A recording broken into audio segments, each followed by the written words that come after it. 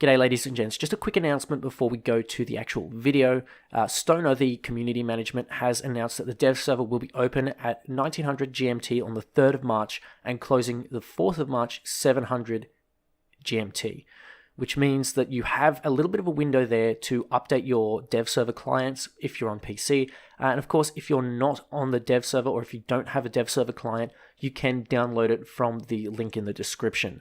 I highly encourage you to go to the dev server to try out some stuff, try out some new maps, and maybe unlock some of the new content. It is a 5 times bonus. Obviously, it doesn't transfer to your live server account, but it does give Gaijin some valuable information that they can use for testing and bug fixing.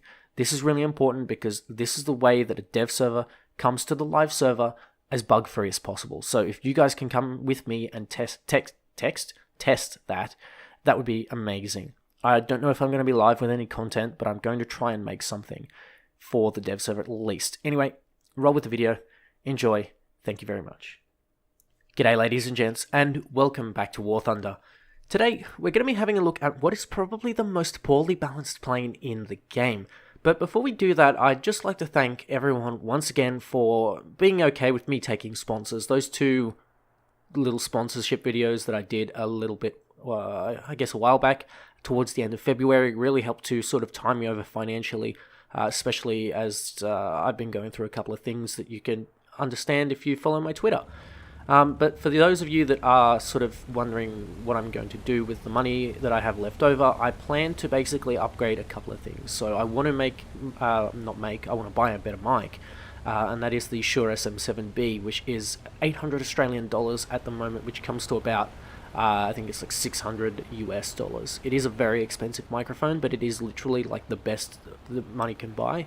And it also is pretty good, I'm told, with the Go XLR mixer, which is what I've currently got as my audio mixer.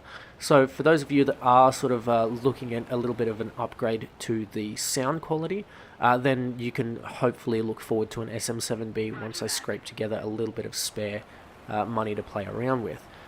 Other than that, I would like to get a new mic stand because this one is currently rusting, and it just happens with this cheap mic stand. It's just the way it is. But anyway, those of you that support me on, I guess, on Patreon, I have a Patreon, but I don't really like to promote it. But if you really want to give me something every month, you're more than welcome to. You don't have to, and for this reason, I don't like the concept of Patreon. But if someone really wants to do it, it's there. If someone wants to buy, merch, air models, anything like that, and you want the product, I would highly recommend that you do so. So thank you very much for those that are supporting the channel in that way. For those of you that can't afford it, just watching and commenting and liking the video and feeding the algorithm is more than enough. Anyway, with that over and done with, we're having a look today at what is probably, without a shred of a doubt, the most poorly balanced plane in the game. This is the CW21, and as you can see, I'm already at 3,000 meters. My lord, this thing is 2.0, and I'm in basically a full up tier. I think I'm in a full up tier, actually, because there's a PBM Mariner, and I'm pretty sure that thing is 3.0. There are also plenty of Corsairs, Sunderlands. There is a MiG-3, which can supposedly outdo me in plenty of ways, yet I'm there above him. Now, the MiG-3 does have a decent climb rate, but the CW21 has an excellent climb rate. I don't know what's with it. This thing must be so damn light for it to have this characteristic. It just seems to do everything perfectly for its battle rating. And for me, that's a little bit wrong. This plane should have some sort of weakness, and especially at this low tier, if someone with the experience that I have comes back to low tier, which we've discussed in previous videos, namely the Heinkel 100D videos, where I inadvertently realized that I was literally clubbing people who had played less than 2 or 3 games of ARB. For me, that is a little bit of an issue in itself, and I have discussed that. I think that there should be a matchmaker specifically for people who have played their first 10 ARB games, who are within their first 50, say. They should be playing against bots. They should not be playing against players in the main pool, because imagine playing your first game of ARB and you get ripped to shreds by a CW21 with literally 35,000 matches of experience. I think that's wrong. I think that's very wrong. and we're going to be seeing part 1 of Wrong right here. There is an AFK climbing P36A, and I'm going to start spraying him down with a 50 cal and a 30 cal. That's all you need at this tier. The guns are plenty. They might not seem like a lot, but I've set this guy on fire with a short burst, and these planes are not very durable at all. There's a Beaufort there, but I'm going to be ignoring the Beaufort. Instead, I'm going to be going for the fighter because he's the one that is threatening my MiG-3. This J-22 has decided to stall for the MiG-3, so I'm going to really quickly destroy him. And now I notice that I'm getting to a little bit of a very high top speed.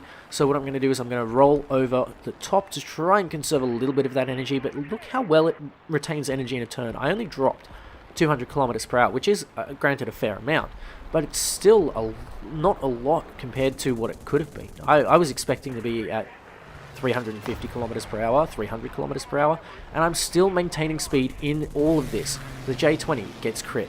I kill that J-22. There's a Corsair that's too far away for me to even bother about, and this allows me to just helicopter up and get some altitude. There's that J-20 right behind me because I lost him, and the I-16 manages to quickly snipe him out and fill him full of lead. That was a pretty good bait, and honestly, not too bad. So, who's our next victim here? It is the J-22. Now, the J-22 is basically guns on an aircraft. Guns with wings, if you will. The CW-21 is an engine with wings. And engine with wing beats guns with wings every single time. And that's exactly what's going to happen here, because the J-22 isn't targeting the most valuable target here, the CW-21, which, flown by me. The J-22 then gets set on fire, which to me honestly isn't very surprising, but you can see he's trying to give a little bit of a last hurrah, but it's not going to work. The CW-21 is just too maneuverable, accelerates too well, and the guns are sufficient for its tier. You don't need 450 cals. In fact, you only need the one, and that's exactly what I have here, and that's all I need. I've managed to get 4 kills with 400 rounds. Not that bad for a 50 caliber machine gun. The Corsair here is going to be my tough target, however. This is a 2.7 aircraft, and it really should be 3.3, because the USMC Corsair is 3.3 and it performs basically the same way.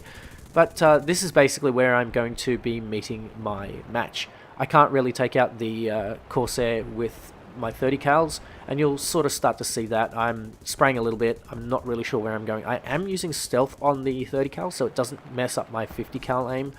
But this is really biting me in the arse over here, and I'm not used to the 30 cals. I haven't flown a plane with 30 cals since I made the Hunker 100 video way back in 2020. I think it was about September 2020 or October 2020. I'm not really sure, but it was a fairly long time ago, relatively speaking, for War Thunder. And considering that I play a lot of jets, the aim here is really throwing me off. But this guy's smoking or leaking oil, and it's really not looking good for him. If I had a little bit more ammo, I would have very, very easily managed to take him out without any of a problem. You see, the CW-21 is just able to sort of sit behind him, especially when he's this damaged. It's pretty much game over, provided that I can land the hits, and he's sort of like flying around a little bit, doing a couple of weird things, but I just can't manage to get my guns on in an appropriate way and do any meaningful damage. So I'm getting too close to the airfield, I run out of ammo, so I decide it's best to bugger off and go back to my airfield, rearm, repair, and then I'll have enough ammo for the next 4 guys, or the next 5 guys. Maybe I could get myself 9 kills here. Spoiler alert, it doesn't happen, but the point being is that the CW-21 is capable of getting as many kills as you can possibly get. 500 rounds in the 50 cal is absolutely plenty. It's so much ammunition for 2.0, and in fact at 3.0 you would probably be happy with 250 cals, provided that they're mounted properly. And this one's mounted in the nose, which makes it a little bit easier to aim. And speaking of aiming, we are going to be testing this aiming on a little Beaufort who's come back from a little bombing run. Now, I don't really normally go for a low-flying bomber because they're pretty low-value targets, especially when there's a Corsair sitting around, but I thought maybe this is going to be the best way to lure the Corsair out. And it kind of works. So what I'm going to do here is I'm going to come from the back, which is pretty stupid, but if I don't spend too much time and get the pilot like I do here, well, I've got a pretty easy time. The pilot here, I don't know how I got him, But what I should have ideally done is come from the sort of side at a bit of a level spot, basically trying to outsmart his gunners or get in the dead zone of his gunners, where they're not really going to be as effective. I know the Beaufort from the front has, I think he's got a couple of gunners in the front.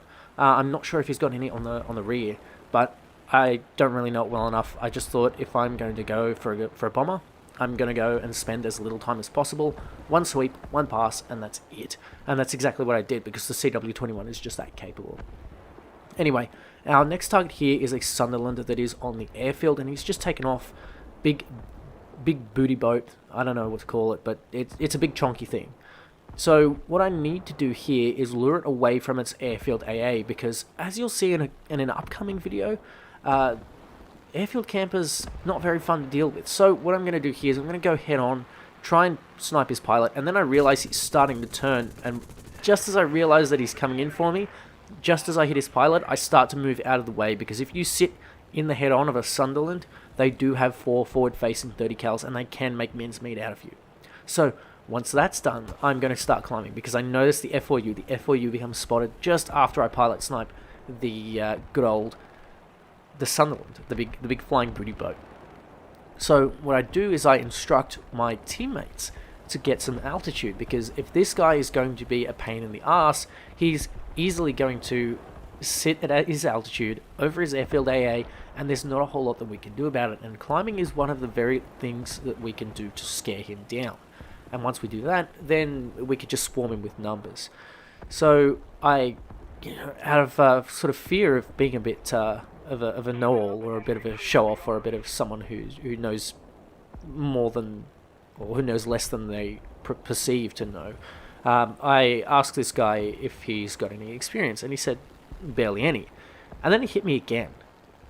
This is 2.0. These people have been playing ARB for maybe a week at the very, very most. This feels so wrong. The Corsair's on fire. He's heading towards me, but he hasn't got long. He can shoot, but he's never going to hit. But the CW21 is the ultimate machine to drive people away from the match. This queue was 40 seconds, a minute, something like that. That's a pretty long time. That's a pretty long time for a queue. And I suppose that the club fest that newer players are experiencing has something to do with older players coming back and things like this.